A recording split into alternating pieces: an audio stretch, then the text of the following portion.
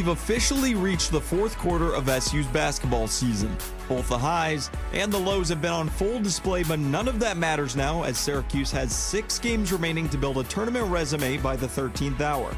Big opportunities lie on the horizon, but first, the Orange face off against one of their most storied rivals, Boston College. It's the 81st edition of SU and BC, and here on Cuse Countdown, we'll give you all the storylines you need to know for this old Big East showdown. So don't go anywhere. CC starts right now.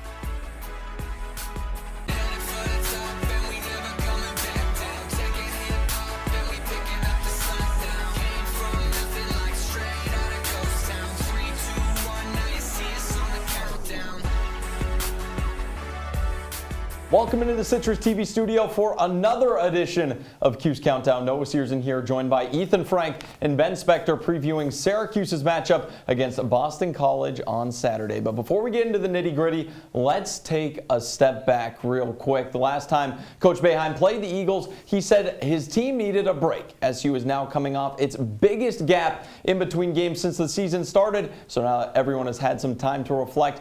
How do you feel about where this team is right now, Ethan? Well, they're just really mediocre, Noah. It's a couple wins in a row, a couple disappointing losses in a row. It feels a lot like the 2020 season. That team didn't have much going for it, never picked up that big win, and didn't really do much. They weren't going to make the NCAA tournament. COVID canceled that. This team feels a lot like that one. Very inconsistent. Ben. Ethan, I would have felt a lot more confident about this team had it beaten Virginia Tech last weekend. Agreed. But lost that game. They could have won it, but they didn't. Jesse Edwards is out. It seems like Syracuse can't replace that offensive production. Frank Anselm, just 6 points, and Syracuse was chucking threes like it was earlier in the season. So like what you said, mediocre. I'm not confident in this team right now. Well, you say mediocre, and that brings us to our first number for By the Numbers, and that is 0, which is the amount of quad 1 wins Syracuse has on the season. A home win against Indiana is the closest thing SU's got, but that's not going to cut it come bubble time, Ben. And it's not. And the thing is, Syracuse has had 6 quad 1 opportunities, like you had mentioned, Noah, and they just came out flat in each and every one. Buddy Boeheim couldn't buy a bucket against Duke. Syracuse as a team couldn't make a shot against Villanova. It was in that game. Yeah. They lose to Wake Forest and Miami due to late game blunders. I'm not going to blame the Auburn loss because it was the 3rd game in 3 straight days, but overall, those games, some of them were winnable, and Syracuse just couldn't get the job done. And the ones that they weren't in, they just came out flat. I'm just not happy with what I saw. Yeah, just think about the second halves in some of these games. Miami, you're up 14 at halftime. Wake Forest, you can't inbound the ball, and they tie the game and send it to overtime. Virginia Tech, you're tied with less than 10 minutes left. And Villanova, you're up at the half as well. Syracuse just hasn't been able to do it in the clutch, and that's because of a lot of fatigue down the stretch. Well, you mentioned Virginia Tech. That was actually SU's last quad 1 opportunity, and that brings us to our next number of 17, which was the free throw disparity between the Hokies and the Orange. It was the first game without Jesse Edwards, who leads the team in free throw attempts because he takes it to the rack, Ethan. That's right, he does, and not a lot of other guys on this Syracuse team do know it. Buddy Boeheim takes a lot of pull-up jumpers around the ACC logo. The only other guy who really takes it to the basket consistently is Jimmy Boeheim, and all he does when he gets contact is flail backwards and take a crazy layup. I like the floaters, though. Give him some credit on that. But he's shooting under 50%. That's not too good. And when he does get to the foul line, he's under 50% from there as well. Jimmy Boeheim not great at getting to the line even when he gets there. So Syracuse just needs more production, maybe from a guy like Symir Torrance, the only real threat to get to the rim. I don't want to blame it all on one thing, but in this case, I 100% will. Jesse Edwards, that loss killed Syracuse offensively. That pick and roll game that was succeeding against Boston College and NC State just before the Virginia Tech game was gone with Frank Anselm. Syracuse was back to its old ways, just chucking threes. It wasn't working. They weren't aggressive offensively, and that led to this disparity. Well, needless to say, the Orange definitely missed Jesse's offensive production, but Frank Anselm's 15 rebounds paced the team's single-game record this season and was an encouraging sign for life without Edwards, Ben. And Noah, I'm coming in hot. I'm coming in hot here, too. You ready I'm ready. for this? I'm ready. If Jesse Edwards was healthy, Frank Anselm is still the best rebounder on this team. He's got nice hands. He boxes out. He's almost as athletic as Jesse Edwards. Not quite there, but positionally, he knows where to go for the boards. And also, he gives Syracuse's offense more opportunities. 5 offensive boards against Virginia Tech. That's certainly encouraging. Yeah, you look at the last game these two teams played before Edwards got hurt.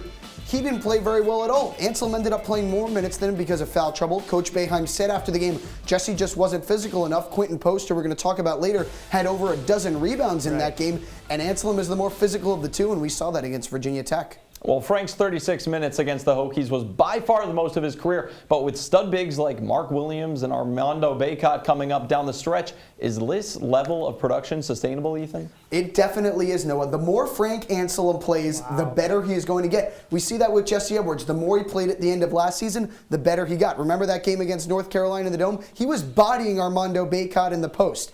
This season, when Frank Anselm plays more, when he goes up against these tougher teams, Notre Dame, Duke, North Carolina, as you mentioned, he's going to get better and better with more experience. I said wow, but I do agree with you. I mean, the rebounding numbers are there. He could certainly exceed those 15 rebounds in my opinion, but he needs to get going offensively. Just 6 points. The Virginia Tech game is behind him. He's more comfortable now. Jim Boeheim trusts him. Frank Anselm realizes that trust, and he'll get going offensively. Yeah, if you take a look at the full screen, it's not the per game stats that will really knock your socks off, if you will, but it's the moments he's had. He played a stretch against Georgetown in which he played well, also played well in his minutes against Virginia Tech. We're going to take a deep dive, though, at what he did so well. So for more on what makes Anselm so great, what he's been doing so great recently in Jesse's absence, let's send it over to Ethan Frank, who's got a breakdown. Noah, Jesse Edwards has left a gaping hole in the center of Syracuse's 2-3 zone, and who's there to fill it? It's Frank Anselm. The sophomore center has played minimal minutes in his second season on the Hill, but he's going to have to take a huge role with Edwards' season-ending wrist injury. Let's take a look at a couple of plays from the last time Syracuse faced Boston College. Here's one on the offensive end, 41-33 SU. Early in the second half, Joe Girard drives into the lane, forces a double team, 1, 2, 3 defenders around the perimeter. That leaves Anselm open, able to get the bounce pass, finish through contact. Jesse Edwards was averaging over 12 points a game for the Orange before he got hurt, and Anselm's going to have to pick up some of that production. But you know where else Jesse was productive? The defensive end. Averaged almost 3 blocks per game on that end. And let's take a look at a play Frank had against the Eagles as well. It's Quentin Post down low once again. He had double-digit rebounds in that game, part of the reason Edwards didn't play much against the Eagles. And you have a quadruple team against him here, but Frank Anselm comes over from the weak side, swats that away. Syracuse takes possession, goes down and hits a 3,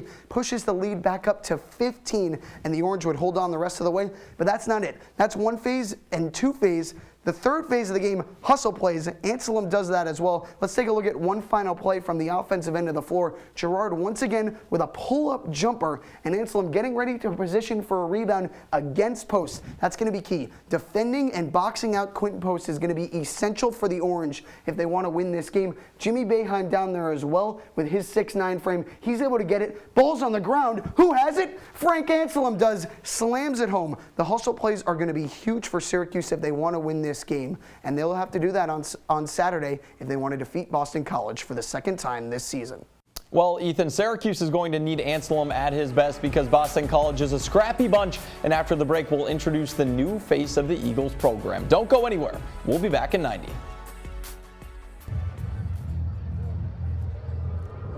Looking for these? You drive Buzzed. It could be one very expensive ride. First, you gotta make bail. Then pay me to get your car back. Your insurance premiums will go through the roof. And my legal fees just keep adding up. All told, it could end up costing you $10,000.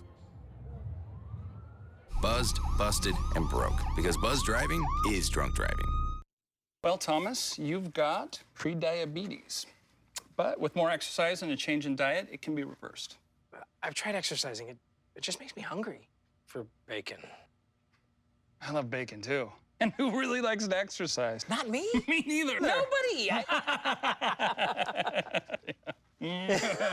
So we're good? What? Oh, you still have pre-diabetes. Big time.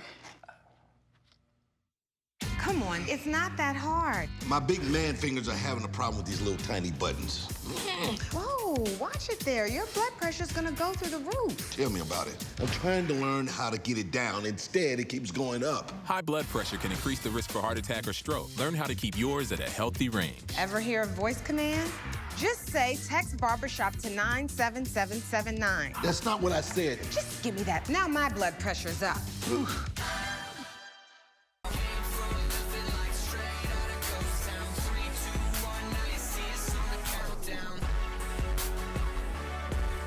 Welcome back into the Citrus TV studio. Noah Cierzan here with Ethan Frank and Ben Spector. We just talked about Syracuse, so let's transition over to the Eagles, who played Notre Dame to the wire on Tuesday in a loss, but that's really been the story of their season. Boston College is 4-10 in the conference, including its ongoing 4-game losing streak. They've only been able to muster 63.5 points per game in conference play, and there's really not many teams that have struggled like BC has in the ACC, Ethan. Yeah, year in and year out, Boston College is a team you know you're going to have a chance to beat twice a year if you're Syracuse, because you do play them 2 times a year because of the old Big East rivals. But let me give you this stat, Noah.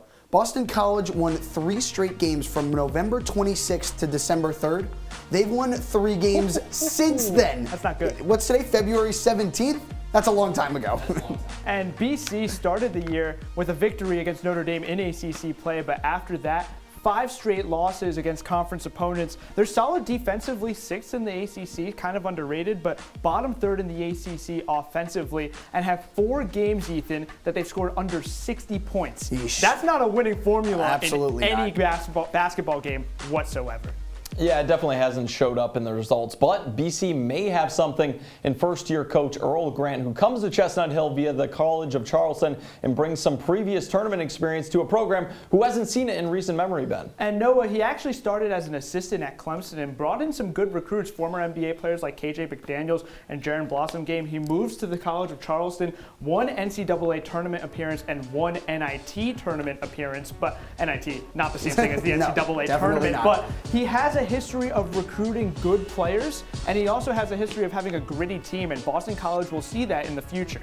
It's interesting because they won 20-plus games from 2017 until 2019, but then last season, they didn't do so well. Grant only went he really struggled last season before coming to the Hill, so it was an interesting choice by BC to hire a guy who had success, but then COVID kind of derailed his program. It's COVID, though. I mean, when a pandemic happens, coaches or teams are going to Not much you can take into account there. Right, exactly. Well, and rebuilding a program is always going to take some time, but you establish that culture, that nitty-gritty style like Spector talked about, and for Grant, it's all been about the hustle plays.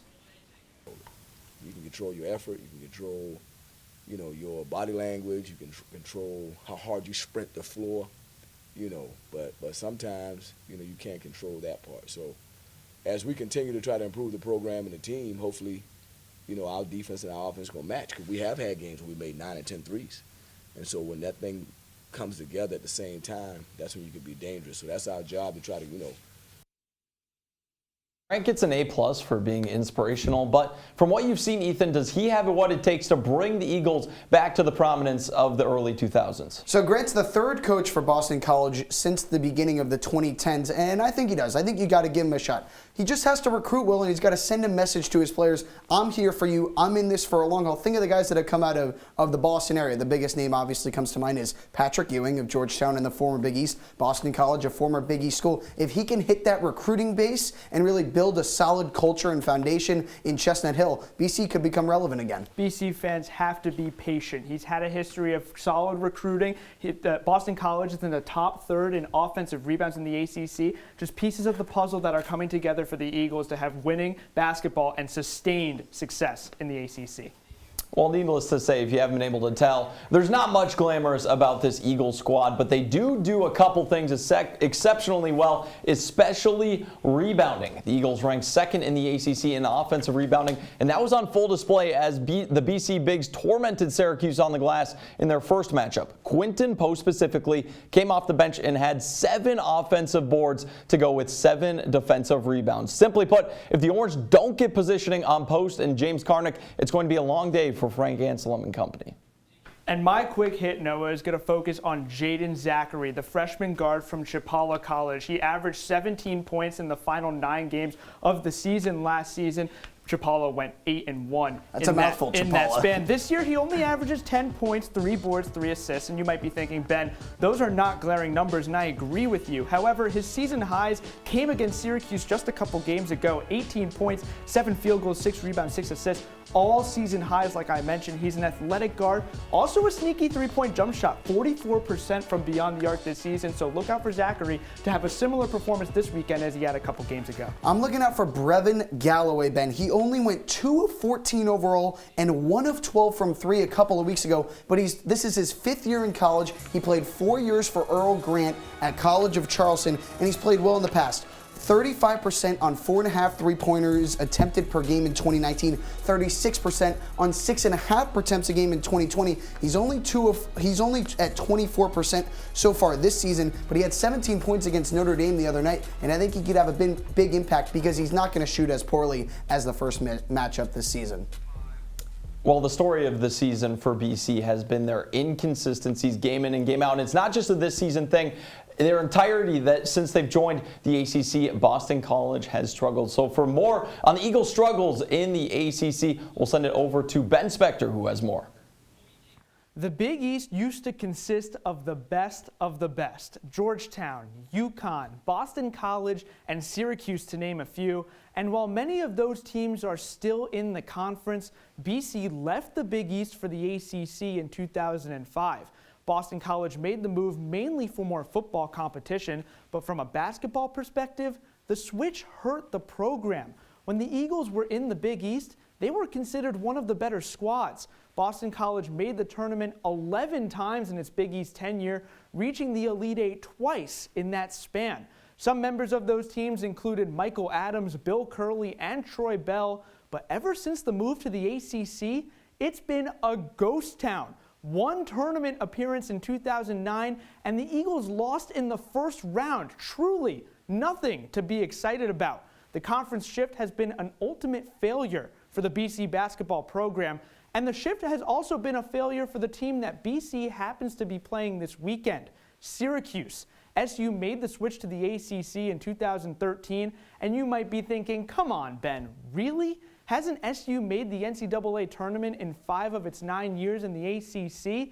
Yes, but when you compare those results to the results that the Orange had in the Big East, it's nowhere close. Heck, the Orange made the NCAA tournament 80% of the time when they were in the Big East and won a national championship. With stars like Carmelo Anthony and Jerry McNamara, those players got the job done in the Big East. But in the ACC, only one Final Four appearance, a failure for a Boeheim-led program. Both BC and Syracuse went from the top to the bottom, and it'll be a battle of the ultimate downturns this Saturday. I just got some goosebumps hearing that. Thank you, Ben. Certainly going to be some theatrics come Saturday afternoon. But before we see BC and SU test each other out on the court, we're going to run some experiments of our own. It's time to throw on the lab coats as we head to the CC lab after the break.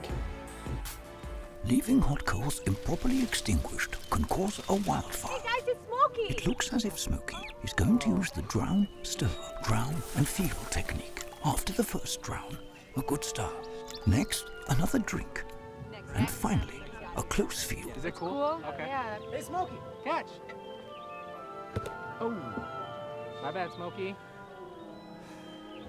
Only you can prevent wildfires. Here's to the straggly ones, the lopsided ones, the first ones, the I miss my beard ones. But hey, I look good with this ones. But no way he's grown that in a week ones. The black, brown, red, and gray ones. That one. The itchy ones. The never forgotten ones. The ones grown by Dad. The ones grown for Dad. The started late ones. The absolutely filthy ones. The drawn-on ones, the finger ones, the pin ones. The I nearly didn't do it this year ones.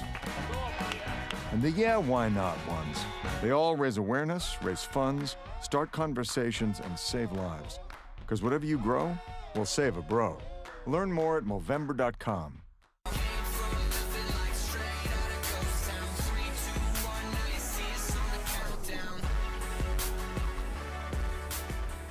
Welcome on into the CC Lab. Noah Cierzan here alongside my analysts turned researchers, Ethan Frank and Ben Spector. And we've temporarily moved away from the CitrusTV studio because we've got some extremely complex and dangerous experiments to run on Syracuse basketball. We'll run through a couple SU players and you guys will tell me what the missing ingredient you are adding to each person is. And we'll start off with Frank Anselm, who is now seeing a starter share of minutes due to Jesse's injuries. So Ethan, using your vast scientific knowledge, what are you adding to Frank? Well, you could see these glasses make me a lot smarter, Noah. Frank, he's got to learn from Jesse and take his finishing ability at the rim. Jesse Edwards was shooting just under 70% from the field on just over 160 attempts this season. And while Frank is shooting just under 65%, that's only on about 30 attempts. So he's got to become more consistent and shoot consistently at the rim, finish around the basket. That'll be huge to make up for Jesse's production. I wish I could have those glasses so I can get some of that intelligence. But Frank Anselm also needs to learn from Jesse Edwards on the defensive side of the floor. Get more aggressive. If you're going to be the anchor of the 2-3 zone, 8 blocks and 6 steals on the season is not going to get the job done. Frank needs to be more aggressive. He has the presence, 6'10", but he needs to be more aggressive getting to the corners, trapping players, and blocking shots. Well, and he'll certainly have some room to grow over the last couple days playing those big-time minutes. I like those suggestions there. Let's get creative, though. We're going to move next over to Benny Williams, who was Coach Boeheim's biggest prospect in 6 years, but hasn't really panned out as expected yet. Ben, how are you fixing Benny? Noah, I'm fixing Benny by telling him a couple words. Threes for trees. He needs to be making open three-point shots. He can't even make anything. He's 1 for 11 from beyond the arc this season. Basketball these days, Ethan, those glasses need to tell you it's a three-point game. If he could just remain calm from beyond the arc, get a pass, and take a three-point shot and make it on a consistent basis, that will help his overall offensive game and ultimately get him more playing time on the court. How about making a single basket? Benny hasn't made a field goal since January 8th at Wake Forest. That's over a month ago. I want Benny to take it to the basket. I've seen enough of these fadeaway mid-range jump shots. Benny, finish at the hoop. Don't worry about shooting threes yet. We want easy twos. The easiest place to make a basket is right at the rim. 3 points are more than 2, though. So, yeah, but it's much harder to make. He's got to make a 3. He's the most athletic guy on the team, so I think he should easily be able to follow through on what Ethan is talking about. That's right. That's right. Ben, I think if I had a three-point shot, I'd also be pretty darn good. No, I want you to have a three-point shot. For this final one, we'll go a little more abstract and move to the Syracuse defense, who ranks 208th in the country in defensive efficiency, according to Ken Pom. I know it's a tall task, but what are you adding to improve the defense, Ethan? I want more minutes from the bench, Noah, because Syracuse's starters play too much. They get tired down the stretch. That's what we were talking about with these quad one games. Fatigue down the stretch. That's why they've slowed down against teams like Virginia Tech, Miami, Wake Forest, and Villanova. If the bench plays more, those are where your more athletic guys are. Symir Torrance at the top of the zone getting deflections. Benny Williams on one wing, where Jimmy Boeheim and Cole Swider are literal turnstiles on the subway. If you play more guys at the bench, it'll get guys rested, your starters rested for the end of the game, and you get your more athletic guys in the game. I agree with that take. I like that point, but I also think Syracuse, Jim Boeheim more specifically, needs to be less hesitant to go to the 1-3-1 or the 1-1-3, whatever you want to call it. It worked against Indiana. It worked against Indiana NC was State. in November. But NC State and Colgate, what they did was they got to the middle of the paint at the high post and dished it outside, and they were knocking threes like it was nobody's job. Boston College a couple games ago was missing threes left and right, only 7% in the first half. But that might not happen this weekend. So 1-3-1, 1-1-3, let's see more of that. Yeah, I like both of your suggestions. I'm going to mash them up. Maybe see Symir at the top of a diamond zone. I like that. Something to toy around. A little collaboration. Exactly. A hard day's work from both of you. So I'll let you clock out of the lab for now, and we'll hit a break. And when we come back, we'll wrap things up with our keys and our predictions. So don't turn that dial. We'll be back in 60.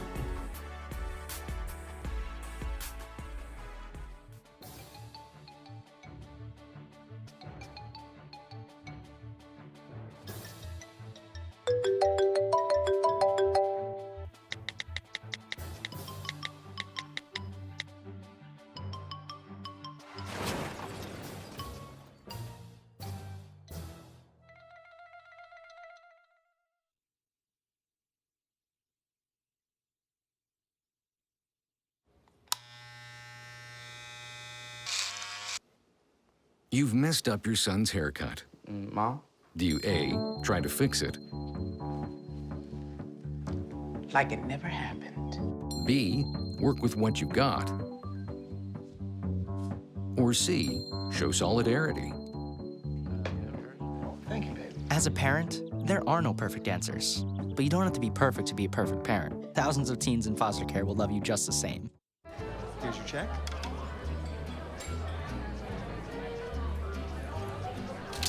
Oh, you got it. You know, since I got rid of my car, I really enjoy walking. Okay. God, no. Getting pulled over for buzz driving could cost you around $10,000 in fines, legal fees, and increased insurance rates. Oh, you're home early. You live with your mom? That'll set your game back a few years. Buzzed, busted, and broke. Because buzz driving is drunk driving.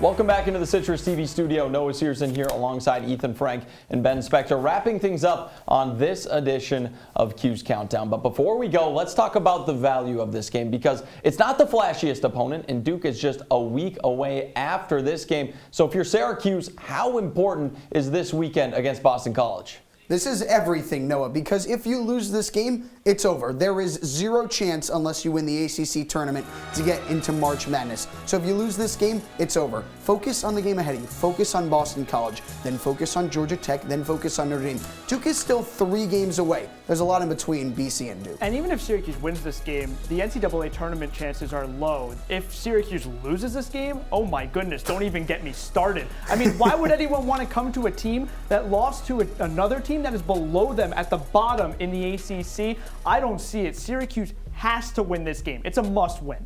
Yeah, a loss on Saturday would definitely take a lot of the air out of that Duke game. Syracuse doesn't want that. Orange fans don't want that. They want to see Syracuse get above 500, but if they want to do that, we got to talk about what they need to do. So, Ethan, what's your key for Syracuse to grab a win in this one? It's all about Cole Swider, Noah. He's played well over the previous 4-game winning streak. If he scores more than 14 points, Syracuse is 8-3 this season. He scored 21 against BC last time at the historic Conti Forum.